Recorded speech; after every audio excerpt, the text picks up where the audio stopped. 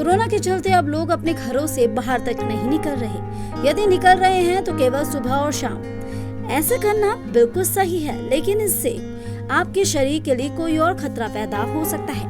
वो है शरीर के अंदर विटामिन डी की कमी हो जाना, जो कि सूर्य की रोशनी का शरीर तक सही मात्रा में नहीं पहुंच पाने की वजह से होती है, क्योंकि विटामिन डी का प्रमुख जरिया एक सूर्य की रोशनी ही है।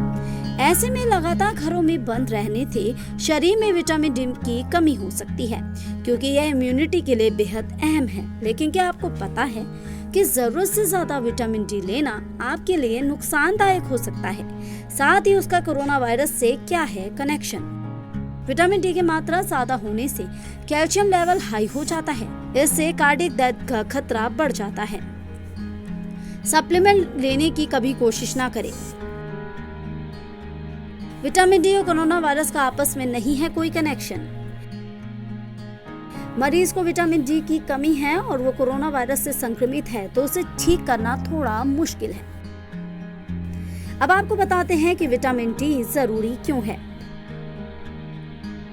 मजबूत दांत मांसपेशियों के लिए इसकी कमी से हड्डियां कमजोर हो जाती है। बच्चों में रिकेट्स नाम की एक बीमारी होती है।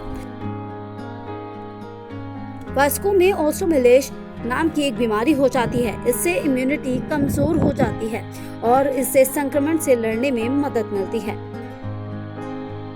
सूर्य की रोशनी के अलावा विटामिन डी के स्रोत क्या क्या हैं, आइए आपको बताते हैं। मछली और अंडे, मक्खन, दूध और दही। धूप लेने के दौरान क्या क्या सावधानियां बरतें, उसके लिए जरूरी है कि सनबर्न स्किन से बचने के लिए त्वचा को ढक ले, सनस्क्रीन लगाएं और इससे त्वचा धूप से सेफ रहेगी। विटामिन डी की सप्लीमेंट लेते वक्त किन बातों का ध्यान रखना चाहिए, आइए आपको बताते हैं। शिशु जो 12 महीने से कम है, एक दिन में उसे 25 माइक्रोग्राम से ज्यादा नहीं देनी चाहिए। 1 से 10 साल के बच्चे को एक दिन में 50 माइक्रोग्राम से ज्यादा देनी चाहिए। वयस्कों को एक दिन में 100 माइक्रोग्राम से अधिक नहीं लेनी चाहिए। जिन्हें किडनी की समस्या है उनके लिए विटामिन डी के सप्लीमेंट बिल्कुल भी उपयोगी नहीं है। विटामिन डी की सप्लीमेंट कहां से खरीदी जा सकती है, वो भी आपको बताते हैं। या आपके किसी भी नजदीकी मेडिकल स्टोर पर आसानी से मिल जाएगी।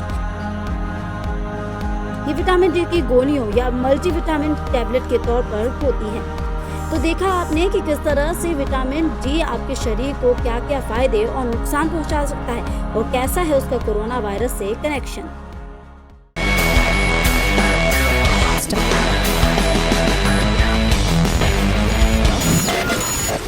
InstaFeed